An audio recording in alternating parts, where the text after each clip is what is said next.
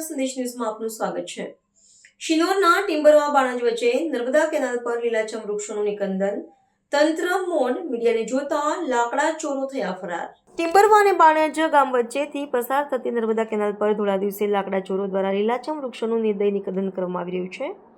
ખુલ્લામ વૃક્ષોની કાપણી અને તેમનું વન થતું હોવા છતાં જવાબદાર તંત્ર મૌન દર્શક બની ગયું હોય તેવા દ્રશ્યો સામે આવી રહ્યા છે, જેને લઈને અનેક સવાલો ઊભા થયા છે। એક તરફ ગુજરાત સરકાર પર્યાવરણના સંરક્ષણ માટે કરોડો રૂપિયાનું ખર્ચ કરી રહી છે અને લોકોમાં જાગૃતિ લાવવા માટે વિવિધ કાર્યક્રમો યોજી રહી છે, પરંતુ બીજી તરફ ટિમ્બરવા અને બાણજ ગામ વચ્ચેથી પસાર થતી નર્મદા કેનાલ પર લાકડા ચોરો બેધડક રીતે લીલાછમ વૃક્ષોનું નિકંદન કરી રહ્યા છે।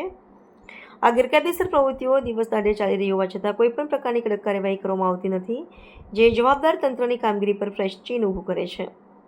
મીડિયાનો કેમેરો ત્યાં પહોંચતા લાકડા કાપતા વીરોપણનો સ્થળ પરથી ભાગી છૂટ્યા હતા। પર્યાવરણ પ્રેમીઓમાં ભારે રોષ જોવા મળી રહ્યો છે અને તેઓ દ્વારા માંગ ઉઠાવવામાં આવી રહી છે કે તંત્ર તાત્કાલિક કાર્યવાહી કરીને લાકડા ચોરો સામે કાયદેસર પગલાં ભરે અને પર્યાવરણનું સંરક્ષણ સુનિશ્ચિત કરે। રિપોર્ટર કામરાન નકુમ, શિનોર।